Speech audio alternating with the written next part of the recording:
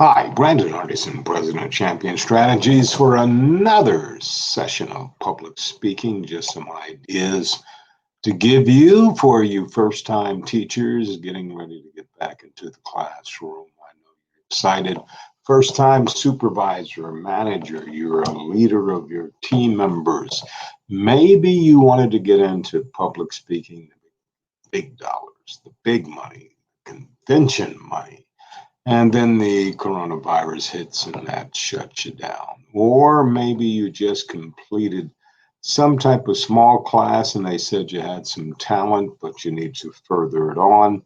Whole lot of great 2 4 year institutions that focus in on just public speaking, or there's some organizations that do it also. Or maybe you're the type of person that says, just give me the content, let me listen to it. I can do enough discipline because of my practicing. So no matter what, we're on here for you. We're doing a series on workshops. So let's just unpack what we got for today and to get you going. So we talked about the content already. We talked about the audience. Now let's look at something called credibility. How can I establish credibility? It's extremely important to be sure of your facts. If you even make one incorrect statement, some people will doubt everything that you say. Now, this is something that holds true whether you are included in one of the highest courts in the land. A lawyer will much be more in demand if he or she can take one small inaccuracy in a witness statement and turn it into an advantage for her client or his client.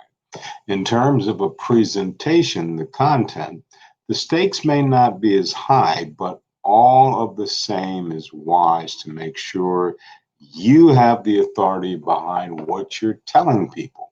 This begins with how you present yourself. It is often said that you cannot judge a book by a cover. Well, the truth is that's absolutely correct. Some finds that really, if we look at people on appearances, we can come up with some type of suggestion about that person. But if you want to keep your audience, the people that are there to get your message, if you want to keep their attention on what you're saying, it is advisable to appear businesslike and efficient at all times. You should be very neatly dressed, should always at all time know what you're saying, watch your words. The words you use will create your success. If this involves referring to flashcards on occasion, there might be a better way to figure it out, but remember, they're watching you, your mannerisms, the whole 9 yards. And the information that you have may stick when they walk away, or it'll disappear from their mind. So it's also worth bearing in mind to keep in fact that the audience have not come to hold things in their head that they already know. They're trying to leave some space there for some new information, or maybe you're going to present something in a different angle to come to a conclusion. When you offer different conclusions by coming at it a different way, it's also effective. But you know that they're thinking so many times, here's another person in front, and the presentation is going to be boring and they're going to use a lot of PowerPoint. Always remember bites. I said this before. The bites are the key explosions of your presentation. That's what you can control your audience. That's what you can get them to hang on to that extra word or sentence that you're going to be saying. Doing this will appear to them as well. Never thought about that. But it's got to start with the reasoning. It's got to start with backing the facts up and the figures, whatever you're presenting. Remember, you did your research to the audience, and they will be impressed. by your level of research on that particular knowledge basis. So know your statistics, know the testimonials, whatever you're going to be using in that presentation, it is factual.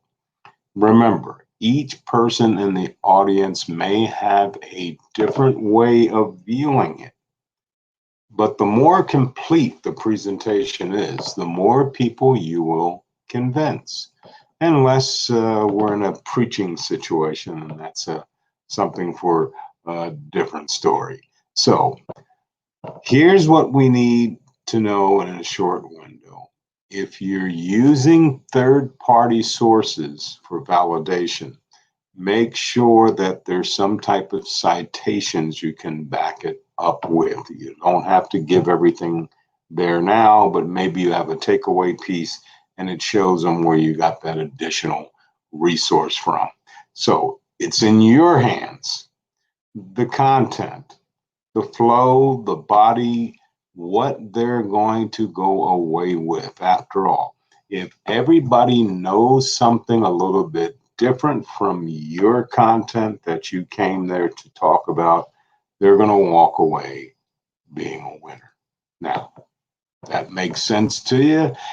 Add something to it, do a little bit more research, but remember, back it up with facts. That's what the footnotes are for if you need to do that.